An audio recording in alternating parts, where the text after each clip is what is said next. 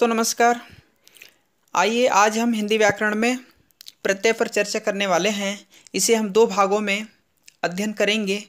इसके पूर्व हमने उपसर्ग देखा था, जिसे हम एक ही वीडियो के माध्यम से विस्तृत अध्ययन करने का प्रयास किया था। ठीक है ना। आइए शुरू करते हैं। प्रत्यय दो शब्दों से मिलकर बना हुआ है, प्रति और अय। ठीक है। प्रति का मतलब होता है साथ में, पर, बाद में। ठीक है। अय का मतलब क्या होगा? चलने वाला। ठीक है। अतः हम कह सकते हैं प्रत्यय का अर्थ हुआ शब्दों के साथ पर बाद में चलने वाला। ठीक है, या लगने वाला, है ना। इस प्रकार हम क्या कह सकते हैं, इसका प्रयोग शब्द के अंत में किया जाता है। ठीक है, किसका? प्रत्यय का। ठीक, आगे देखिए। प्रत्यय किसी भी सार्थक मूल शब्द के पश्चात जोड़े जाने वाले वे अविकारी शब्दांश हैं। क्या हैं? शब्दांश अर्थात शब्द का अंश हैं, जो शब्द के अंत में जुड़कर उसके अर्थ में या भाव में परिवर्तन कर देते हैं। ठीक है, अर्थात शब्दों में नवीन विशेषता उत्पन्न कर देते हैं, या फिर उस शब्द का क्या बदल देते हैं? अर्थ ही बदल देते हैं। ठीक है, जैसे सफल में ता प्रत्यय जोड़ने पर क्या बन जाता है? सफलता। ठीक है। प्रत्यय को दो भागों में विभाजित किया गया है, कृत प्रत्यय और तद्धित प्रत्यय। ठीक है। कृत प्रत्यय क्या है? वे प्रत्यय जो धातु या मूल शब्द में जोड़े जाते हैं। ठीक है, धातु या मूल शब्द में जोड़े जाते हैं, कृत प्रत्यय कहलाते हैं। और कृत प्रत्यय से बने शब्द कृदंत शब्द कहलाते हैं। क्या कहलाते हैं? कृदंत शब्द कहलाते हैं।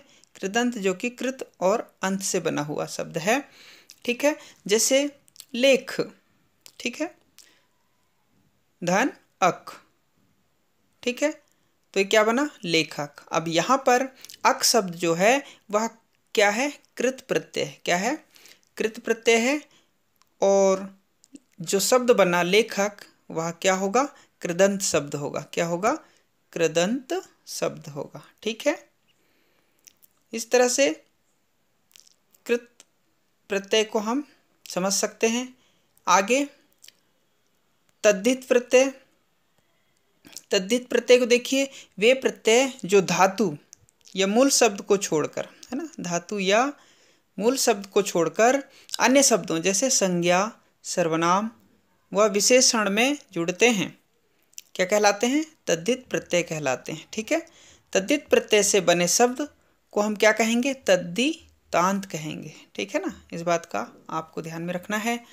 ठीक है, आगे देखिए। हिंदी भाषा के प्रत्यय को चार भागों में विभक्त किया गया है। कितने भागों में? चार भागों में विभक्त किया गया है। कौन कौन से? संस्कृत के प्रत्यय, हिंदी के प्रत्यय, देशज या विदेशज और ई प्रत्यय। ठीक है, संस्कृत के प्रत्यय से तात्पर्य क्या हुआ? तत्सम। ठीक है ना, और हिंदी से तात्पर्य क्या हुआ? तद्भाव। ठीक है, संस्कृत के प्रत्यय को पुनः तीन भागों में हम बांट सकते हैं। संस्कृत के कृत प्रत्यय, संस्कृत के तद्धित प्रत्यय और संस्कृत के स्त्री प्रत्यय। ठीक है, इसी प्रकार से हिंदी के प्रत्यय को भी तीन भागों में विभाजित कर सकते हैं। हिंदी के कृत प्रत्यय, हिंदी के तद्धित प्रत्यय, हिंदी के स्त्री प्रत्यय। ठीक है, और विदेशज जो कि उर्दू और अंग्रेजी के शब्दों के प्रत्यय होंगे। ठीक है, उर्दू में अरबी फारसी के प्रत्यय आएंगे।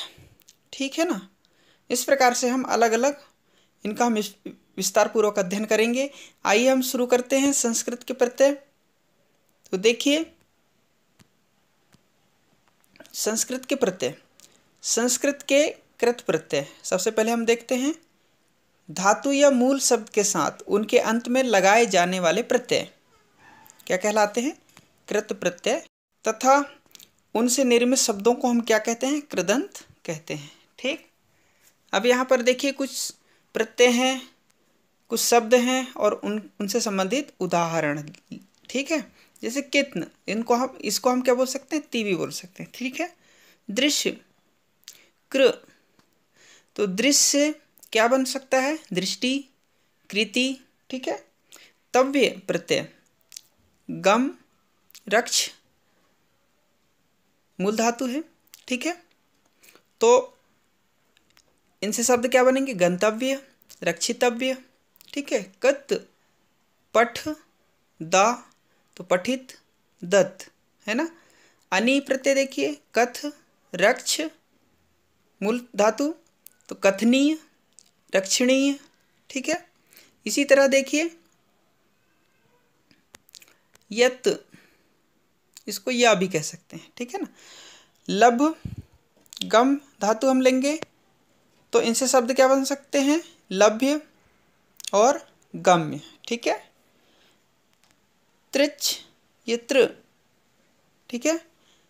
दा और क्र धातु हम लेते हैं तो दात्र, कर्तृ, ठीक है ना, क्या बन जाएगा, दात्र और कर्तृ, इस प्रकार के शब्द बन सकते हैं।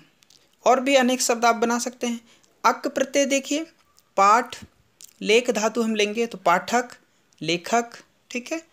ध्व, है ना, तो ध्र और भ्र धातु यदि लेते हैं तो धर और भर, है ना।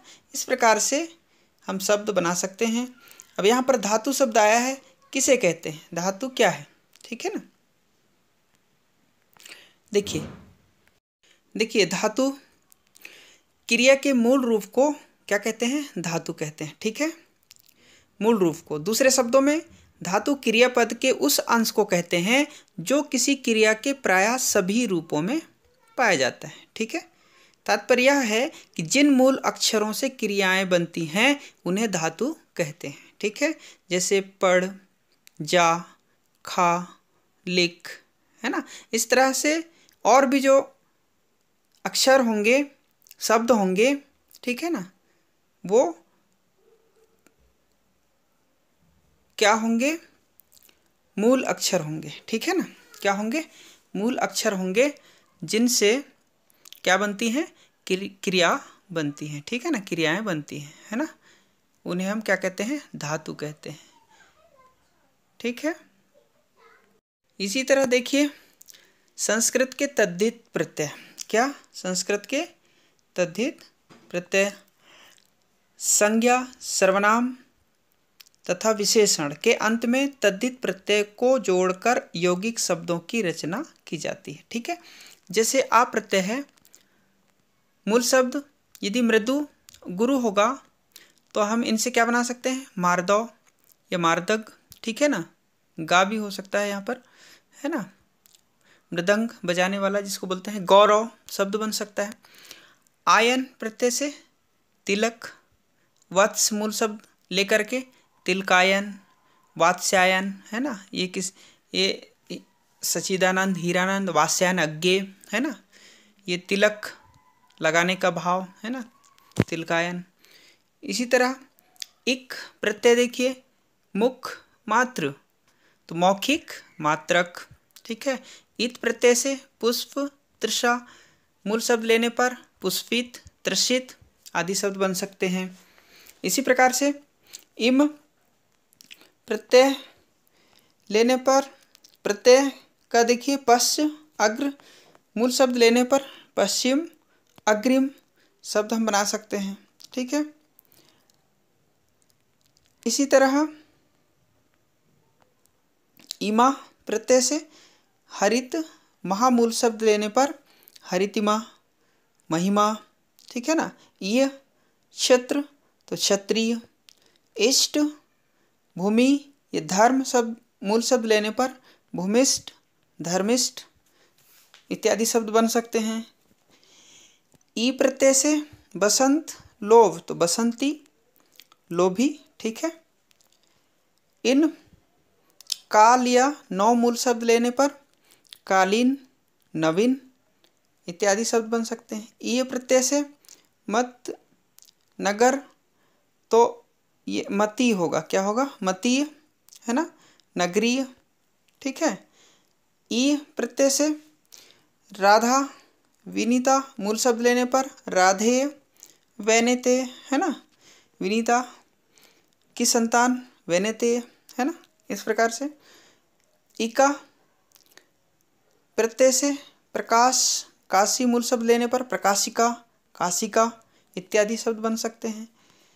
का प्रत्यय का देखिए बाल नीति मूल शब्द होने पर बालक नीतिक, ठीक है, इस प्रकार से शब्द हम बना सकते हैं।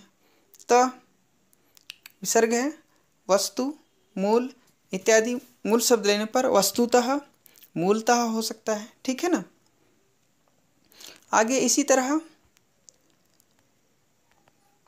ता तो शिशु लघु मूल शब्द से शिशुता लघुता, ठीक है ना। त्वा पुरुष स्त्री मूल शब्द लेने पर पुरुषत्व स्त्रीत्व, ठीक है। त्र प्रत्यय का यत कु तो यत्र कुत्र, है ना,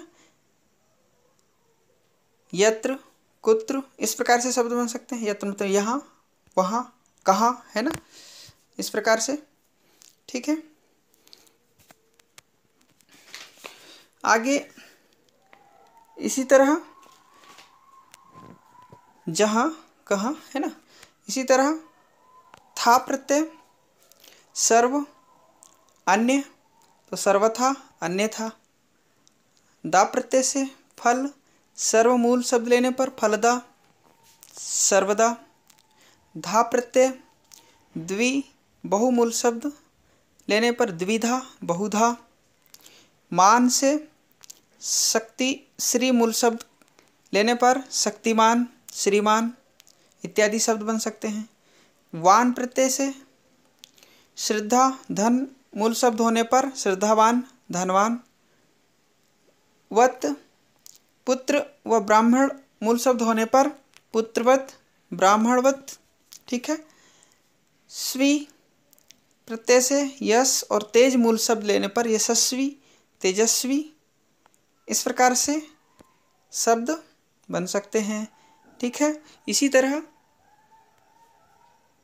स तर्क कर्क मूल शब्द लेने पर तर्कस कर्कस, है ना, तर्कस किसको बोलते हैं, बाण या तीर रखने का जो पात्र होता है उसे कहते हैं, ठीक है। सह तो बहु सन बहुसह सतस, ठीक है ना, इस प्रकार से शब्द हम बना सकते हैं। आगे देखिए सात तो आत्म भूमि मूल शब्द लेने पर आत्मसात भूमिसात, ठीक है। यह सम शरण मूल शब्द लेने पर साम्य शरण इत्यादि शब्द बन सकते हैं। ल प्रत्यय से वत्स बहु मूल शब्द लेने पर वत्सल बहुल इत्यादि शब्द हो सकते हैं। मैं प्रत्यय देखिए तप शांति मूल शब्द लेने पर तपोमय शांतिमय इत्यादि शब्द बन सकते हैं। और भी शब्द हम इनसे बना सकते हैं, ठीक है। आगे देखिए तीसरा संस्कृत के स्त्रीत्व प्रत्यय, है ना, स्त्री प्रत्यय, ठीक है। पुल्लिंगवाची शब्दों में स्त्री प्रत्यय जोड़कर पुल्लिंग शब्दों के स्त्रीवाची शब्द बनाए जाते हैं। जैसे देखिए आ है ना, आ प्रत्यय तो अश्व वृद्ध दो मूल शब्द हैं। अश्व से हमने क्या बनाया अश्वा, वृद्ध से क्या बनाया वृद्धा। तो अश्व यानी घोड़ा होता है तो यह किसके लिए हो गया उपयोग, घोड़ी के लिए। वृद्ध का वृद्धा, ठीक है ना। इसी प्रकार इका का देखिए तो बालक अध्यापक मूल शब्द जो कि पुल्लिंग के शब्द हैं, तो स्त्रीलिंग वाची शब्द कैसे बनेंगे बालिका अध्यापिका, ठीक है। इसी प्रकार से इनी ग्रह भर तो गृहिणी भरिणी, ठीक है। ई प्रत्यय से दास बुरा मूल शब्द लेने पर दासी और बुराई, ठीक है। वती प्रत्यय से देखिए पुत्रवान धनवान ये पुल्लिंग शब्द हैं तो पुत्रवती और धनवती, ठीक है, स्त्रीलिंगवाची शब्द बन गया।